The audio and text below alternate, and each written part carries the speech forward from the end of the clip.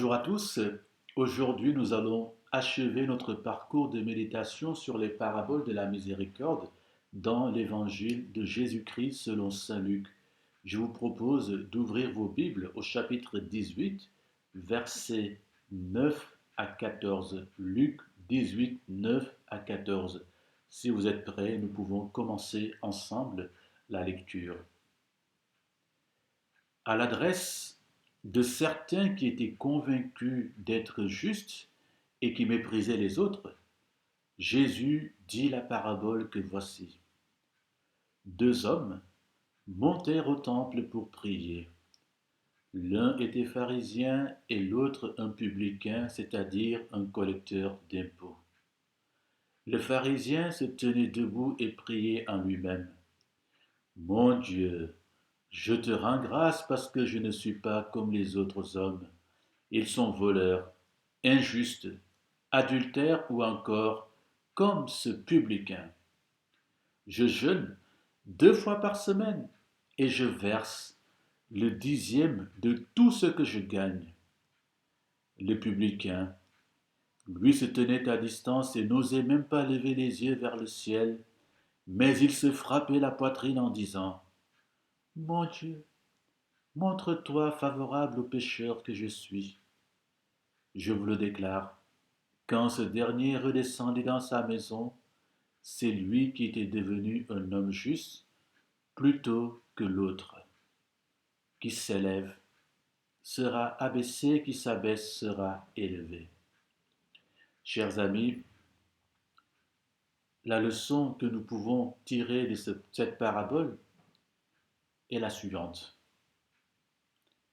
Dieu offre la grâce de sa miséricorde à tout pécheur qui se répand et décide librement de s'engager dans une sincère et véritable démarche de conversion.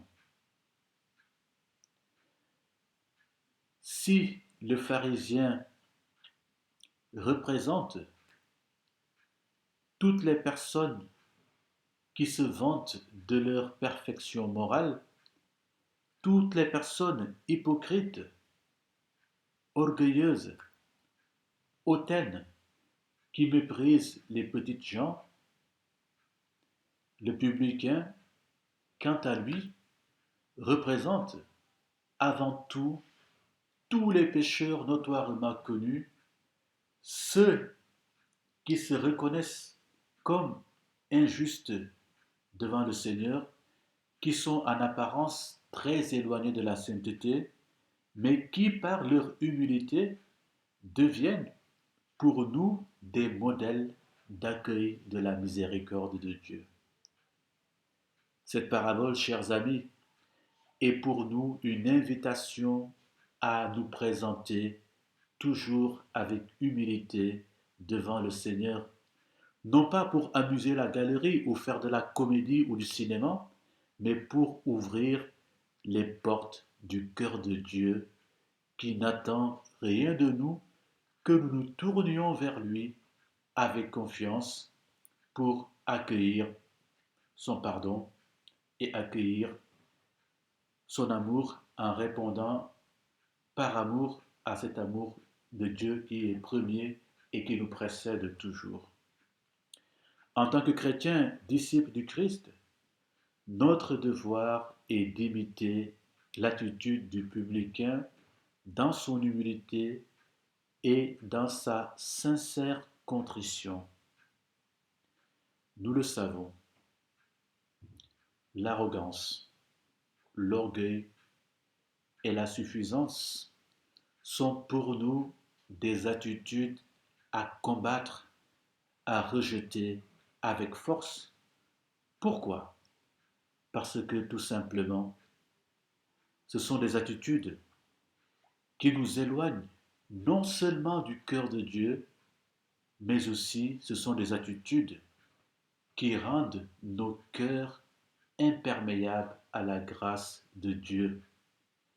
Car qui s'élève sera abaissé, qui s'abaisse sera élevé. Que ce temps de carême soit pour chacun de nous l'occasion d'une véritable conversion du regard et du cœur pour goûter à la miséricorde de Dieu, ici et maintenant et pour les siècles des siècles. Amen. Que le Seigneur vous bénisse et vous garde. Passez une agréable journée en compagnie de notre Seigneur Jésus-Christ.